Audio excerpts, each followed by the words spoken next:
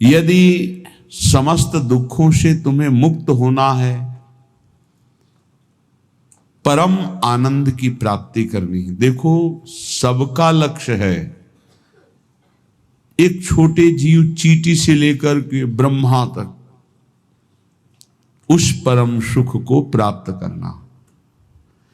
परम सुख की आकांक्षा सबके अंदर। देख लीजिए, हम धन कमाते हैं तो सुख के लिए, परस्पर मित्रता करते हैं तो सुख के लिए, ब्याह करते हैं तो सुख के लिए, संतान करते हैं तो सुख के लिए, पद की चाह करते हैं तो सुख के लिए, जीना चाहते हैं तो सुख के लिए।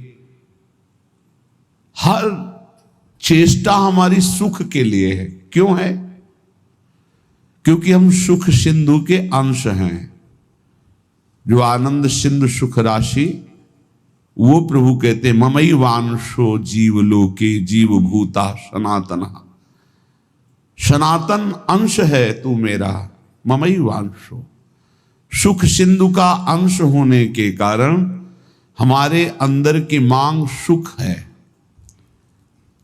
पर जहां दुखालय भगवान ने पहले घोषित कर दिया इस संसार को, दुखालयम अशाश्वतम, यहां सब कुछ नष्ट होने वाला है। आज नहीं तो कल, कल नहीं तो परसों, चाहे जितने बीते बरस, पर नाश होगा पक्का। यहां कोई स्थायी चीज नहीं है।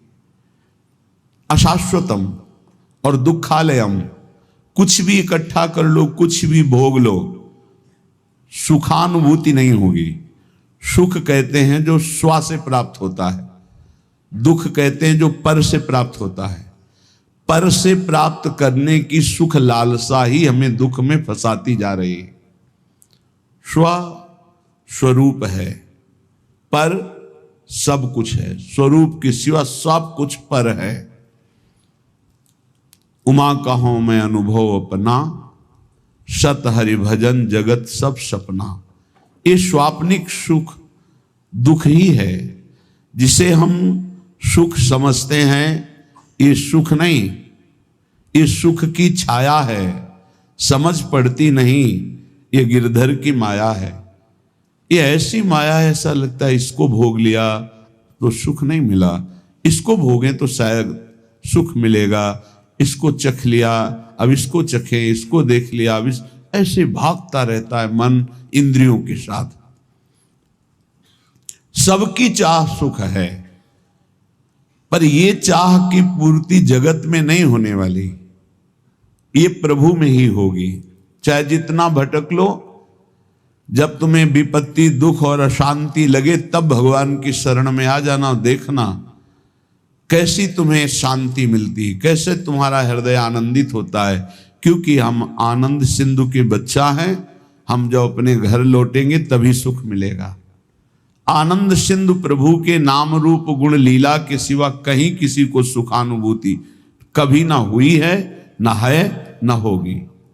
इसलिए श्रीपाद प्रबोधानंद जी महाराज कहते, नस्वर श्रुत धन जाया दिशु हरि माया मयेषु न प्रयासम कुरु पुरुषार्थ शिरोमणि माचिनु वृंदावने स्वयं पतितम।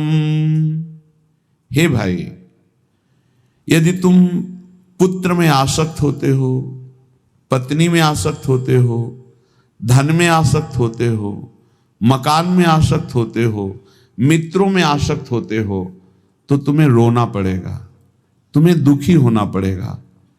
क्योंकि ये संबंध और ये शरीर सब नाशवान है। नश्वर सुत धन जायादिषु हरि माया मयेषु, यही हरि माया है। हरि और माया, हरि अंतर में चुपचाप मौन शांत गुप्त बैठे हैं, और माया प्रगट में चंचल दिखाई दे रही। ये जो शरीर, ये जो इंद्रियां, जो मन, जो स्वभाव, ये सब मायाकृत है। जो मैं है वो हरि का अंश है, वो हरि स्वरूप है, वो माया में नहीं है, वो मायातीत है, त्रिगुणातीत है। इस मय को शरीर में तन्मय कर देने से शरीर संबंधी भोग प्राण प्रिय लगने लगे। भोग मिलते हैं धन से, इसलिए धन प्राण प्रिय लगने लगा। धन और भोग और शरीर संबंधी रिश्ते संबंध, यही भगवान की माया ने हमको फंसा लिया। आप सब देख लीजिए कितना हृदय अशांत है सबका। तुम्हें लगता है अमुक संख्या का धन मिल जाए, अमुक व्यवस्था हो जाए तो मैं शांत हो जाऊंगा।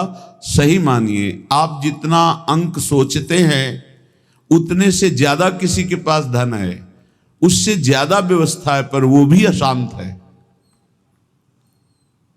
आ ब्रह्म स्तंभ पर्यंतम सर्वम मायामयम जगत, तिनके से लेके ब्रह्मलोक तक सब मायामय है।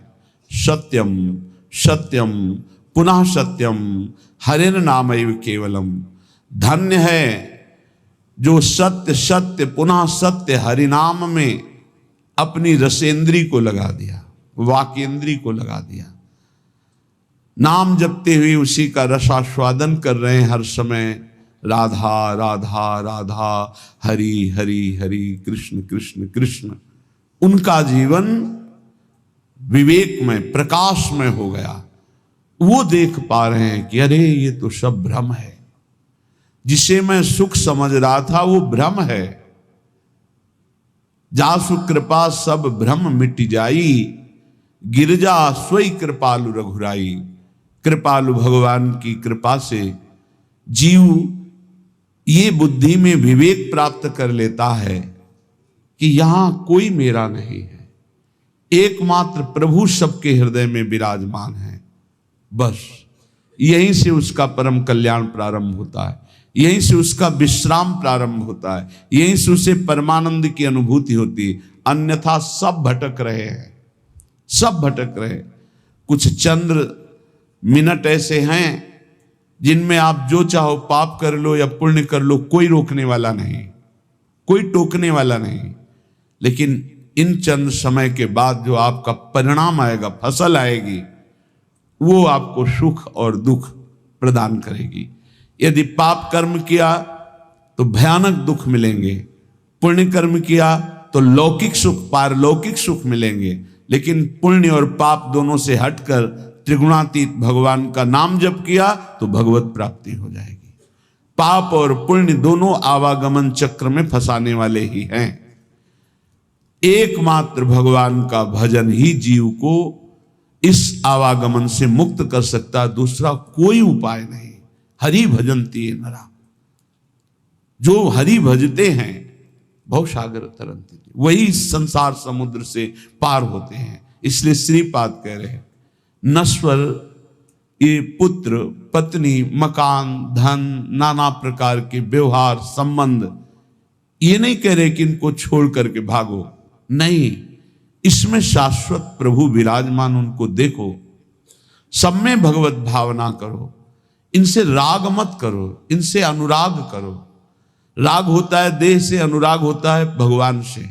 सब में प्रभु बैठे, ऐसी भावना से व्यवहार करो, खूब नाम जप करो। और ये भाव कहां से आएंगे? बोले आ जाओ श्रीधाम वृंदावन।